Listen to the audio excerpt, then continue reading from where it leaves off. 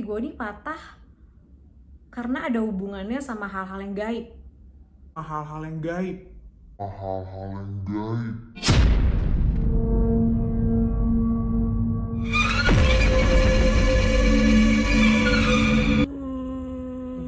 Datang itu pakai masker, kita pakai masker nanti. Nanti mama jangan deket. Pakai masker mama.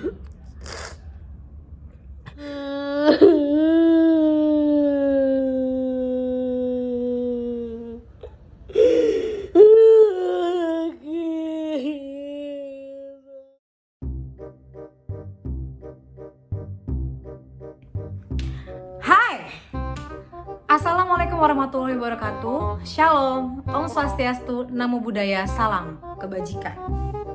Ketemu lagi bersama Ibu CEO PT Halusinasi Jomblo Sejahtera yang sekarang masih jomblo ya. Yes. Jadi kita inisial.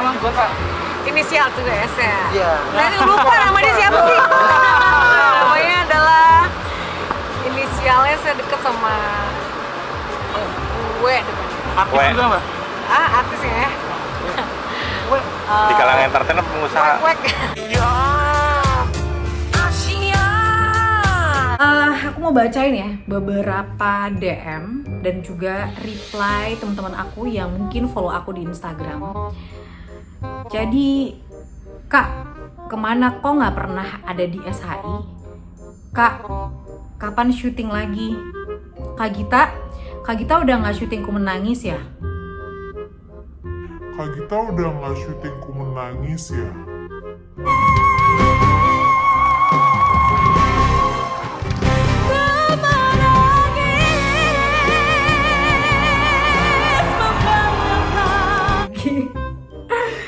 Ya, jadi banyak banget yang nanya, aku kemana aja sih? Kok nggak ada di Suara Hati Istri atau Ku Menangis? Karena memang kebetulan FTV itu yang belakangan sering banget aku perankan.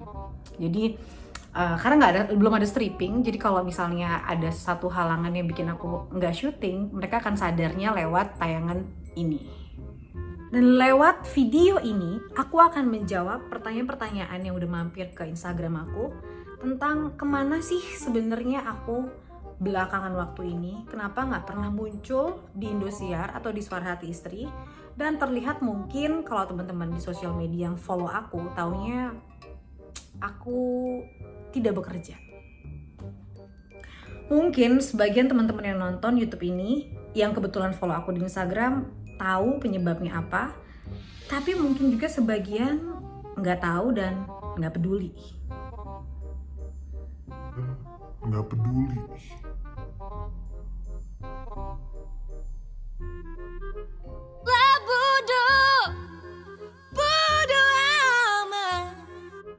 Tapi peduli apa nggak peduli, gue nggak peduli.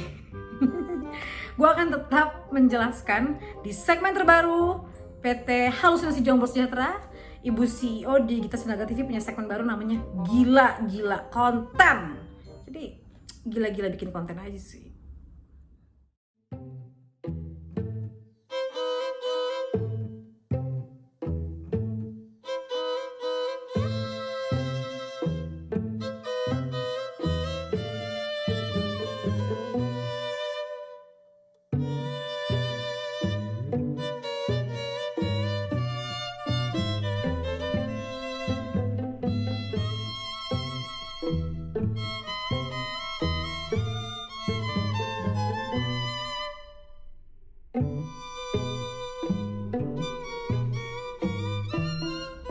Aku tuh seneng gitu kalau nibas-nibas rambut ya, banyak yang respon gitu, siapa tahu dapat iklan sampo ya kan. Oke, dalam gila-gila konten ini aku akan menjelaskan perihal kaki aku yang patah. Jadi kurang lebih 1 bulan aku udah di rumah aja, bukan karena imbauan pemerintah terkait dengan corona, tapi justru karena aku nggak bisa melakukan aktivitas. Kurang lebih tanggal ya belasan Agustus lah ya, kaki aku ini patah persisnya di kaki kanan, bagian jari.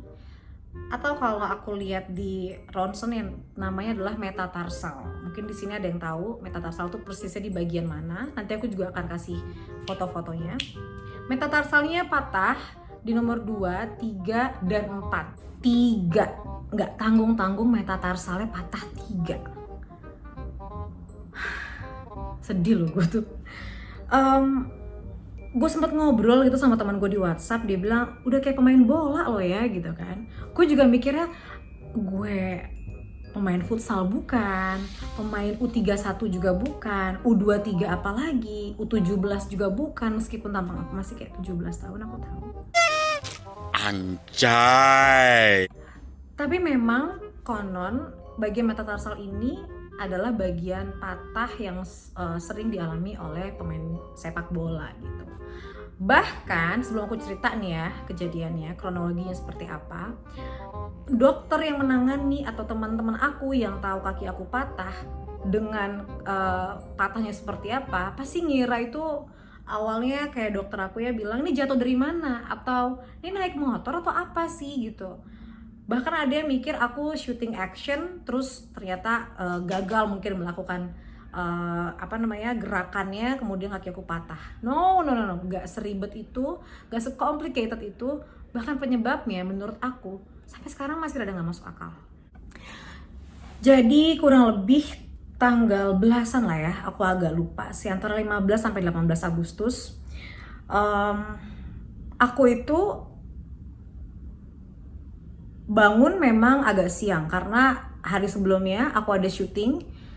Lalu pulang juga agak malam karena habis ngumpul, terus ada meeting lah sedikit sama teman-teman. Jadi bangunnya agak siang, kurang lebih jam 9 jam 10 lah. Setelah bangun, jeda beberapa saat, aku makan siang. Karena udah mulai jam setengah 12-an mungkin ya. Aku makan siang, habis itu aku balik lagi ke dalam kamar. Begitu balik ke dalam kamar, niatan aku sebenarnya untuk cari baju, persiapan malamnya aku mau live di malam-malam net TV. Jadi aku ada bintang tamu sebenarnya malam itu. Karena aku pikir ntar dulu deh, masih jam berapa nih, masih jam 1:30 kali ya. Sedangkan rencananya syuting tuh kurang lebih di jam 8 malam. Aku pikir ya udah, setelah aku makan siang terus ya sebentar lah santai-santai, aku tiduran dulu deh sebentar, gue kayak agak ngantuk gitu. Baru nanti niatnya setelah bangun tidur mau cari baju. Aku tidur di tempat tidur aku, tapi posisi tidurnya itu nggak seperti posisi tidur kita malam hari yang bantal di atas itu. Jadi sebenarnya aku melintang kebalikannya dan berada di arah bawah dekat bagian selimut. Karena aku pikir aduh bentar doang kok, cuman mau istilahnya kayak mau golek-golekan dulu lah gitu, 5-10 menit. Ternyata ngantuk banget dan ketiduran. Tapi mungkin pikiran gue tuh udah nggak sengaja udah gue atur untuk ini tidurnya nggak boleh terlalu lelap gitu kan, karena gue tahu gue harus mikirin banyak hal yang mau gue urusin setelahnya. Tidur 5-10 menit mungkin paling lama, karena gue juga nggak tahu persis nih ya waktunya seberapa lama gue tidur, tapi paling lama mungkin 20 menit, jadi nggak nyampe 1 jam tuh nggak nyampe. Tiba-tiba gue mimpi ketindihan lah kalau kata orang, rep-repan gitu. Tapi setelah gue cek namanya sleep paralysis. Nanti gue juga akan jelaskan sleep paralysis itu apa. Jadi gue ketindihan. Yang gue rasain waktu itu gue susah bernafas, terus tiba-tiba kayak deg-degan kenceng banget. Merasa setengah sadar, gue itu punya sinusitis. Jadi memang kondisi dalam bernafas aja tuh gak terlalu lega gitu. Dan karena posisi tidur gue deket selimut, sepertinya mulut gue pun tertutup sama bagian selimut, karena selimutnya gak gue pakai. Jadi kemungkinan itu yang gue sadari ketika itu membuat gue nggak bisa nafas, deg-degan, terus rasanya kayak mau bangun nggak bisa. Kayak selama ini teman-teman kalau ngalamin ketindihan gimana sih, kayak mau bangun nggak bisa gitu kan, padahal udah berusaha keras banget gitu. Akhirnya gue udah kayak mulai makin deg-degan, udah mulai agak sesek dan agak takut, terus kayak ada bayangan hitam gitu.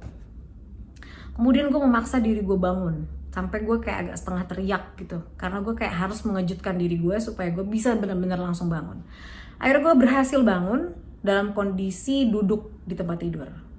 Tapi ketika itu tuh rasanya kayak ada yang maksa gue untuk tidur banget lagi. Memang sih gue udah berapa kali ketindihan juga kayak gitu. Kalau kita belum bangun full, kayak ada yang bikin badan kita mau tidur lagi. Mungkin gue rasa kayak ini ya, kayak sebenarnya badan lo itu masih meminta lo untuk istirahat, tapi otak lo mungkin udah bangun. ya mungkin penjelasan yang bisa gue cerna kalau ini ngomongin logisnya kayak gitu.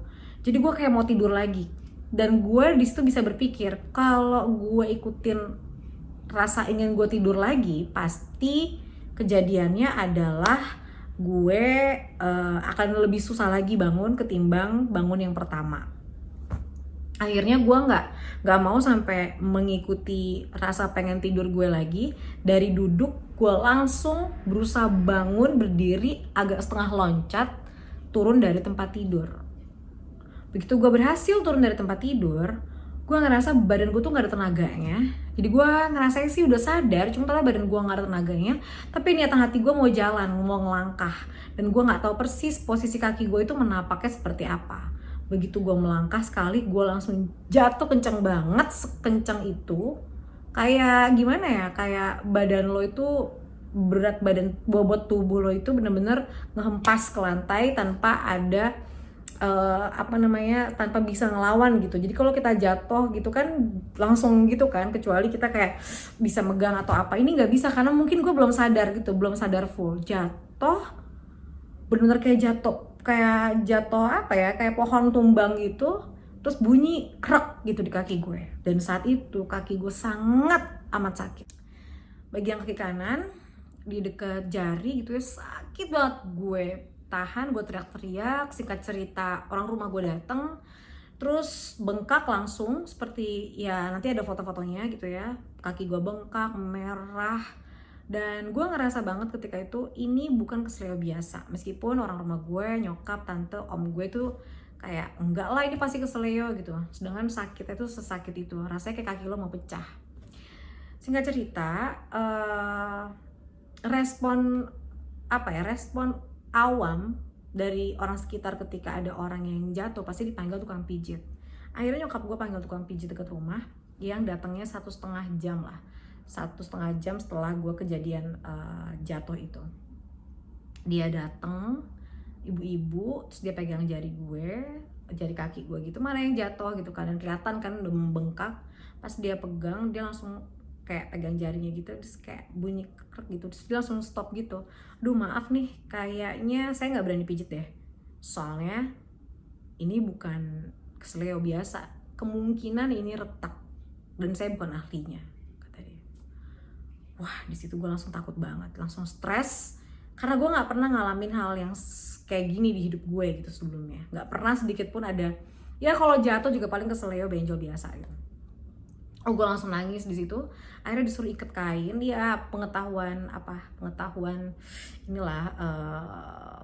tukang pijitnya kalau bisa sebelum besok dibawa ke dokter, dia menyarankan untuk ronsen aja gitu, dililit pakai kain sama gue lupa ya, pokoknya kayak ada ramuan gitu yang dibikin. Udah, akhirnya gue ngerasa sakit banget, sesakit itu sampai gue tanya sama temen gue yang kebetulan dokter gitu, apa nih obat yang bisa gue minum untuk ngurangin rasa sakit. Sampai gue akhirnya dikasih painkiller, dan gue minum painkiller itu baru agak reda dan gue bisa tidur. Besoknya gue langsung ke rumah sakit, ronsen, dan hasil ronsennya, jadi waktu ronsen itu kaki gue nggak bisa bener-bener sempurna karena gue masih takut karena baru kejadian kemarin ya.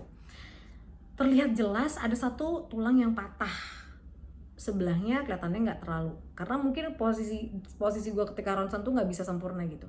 Menurut dia sih antara 1 atau 2 yang patah, tapi ini patah, jadi bukan retak, tapi patah. Jadi ketika gue tahu itu gue stres, gue nangis, ya reaksi agak berlebihan sih, cuma ya karena gue bingung gitu, masa sih tidur siang terus gue patah kakinya gitu kan. Akhirnya gue ambil second opinion dan gue memutuskan untuk operasi, tapi di rumah sakit dimana dokternya adalah temen gue. Ketika gue mau operasi, jadi sebenarnya gini, sebelum operasi adalah pikiran mau pijit atau banyak banget lah kita tahu ada dukun patah tulang. Tapi gue dapat informasi kalau dukun patah tulang mungkin aja bisa bikin kaki lo nyatu lagi atau tulang lo bisa nyatu lagi kalau patah. Tapi ada juga kemungkinan gagal, yang mana kalau gagal dan didiamkan akibatnya jauh bisa lebih fatal gitu. Akhirnya gue sama nyokap gue, dan nyokap gue terutama kayak bilang udahlah gak usah dipijit, ikutin aja kayak pengobatan dari dokter gitu. Akhirnya gue memilih di dirawat oleh temen gue, namanya Dokter Aldiko Sapardan. Jadi dia spesialis ortopedi, terus di ronsen lagi malam itu, jadi bukan malam itu, jeda 4-5 hari lah, karena jadi udah langsung di-schedulein kapan mau operasi. 1 hari sebelumnya gue datang ke rumah sakit itu untuk difoto lagi kaki gue. Yang mengejutkannya gue baru tahu bahwa ternyata patahnya bukan 1 atau 2 seperti informasi dari dokter sebelumnya, melainkan 3.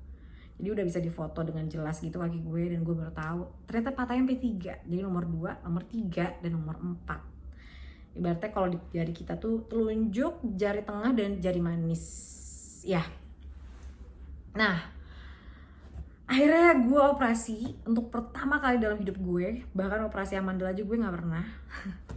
Gue operasi untuk pertama kalinya. Puji Tuhan berjalan dengan sangat lancar. Pilihannya ada 2, waktu itu dipasang pen atau wire. Wire tuh kayak kabel gitu yang nanti setelah setengah bulan dicopot, kemudian ya udah gitu gue bisa beraktivitas. Tapi akhirnya gue memilih jalur untuk dipasang pen di 3 tulang itu ya berarti ya. Jadi sekarang kaki gue ada pennya.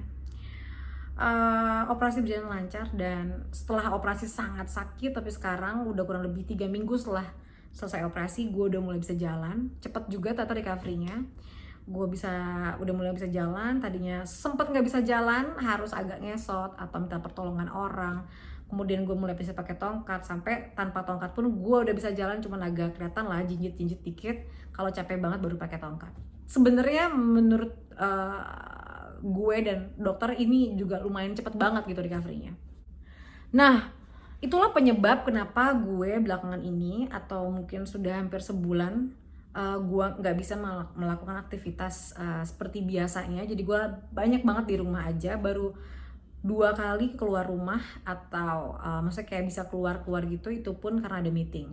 Kalau nggak gue di rumah aja karena ya kaki gue belum sempurna gitu. Itulah penyebab kenapa gue nggak ada di tayangan Suara Hati Istri, atau mungkin teman-teman ada yang nanya kemana sih kok nggak muncul. Penyebabnya adalah itu, karena sekarang ini aku dalam proses penyembuhan kaki kanan aku yang patah, karena ceritanya karena penyebabnya karena kronologis yang tadi sudah aku jelaskan sepanjang itu. Gue sampai sempat mikir, kok gue bisa ya bangun tidur terus ada sedikit kejadian kaki gue sampai patah gitu. Jangan-jangan kaki gue ini patah karena ada hubungannya sama hal-hal yang gaib.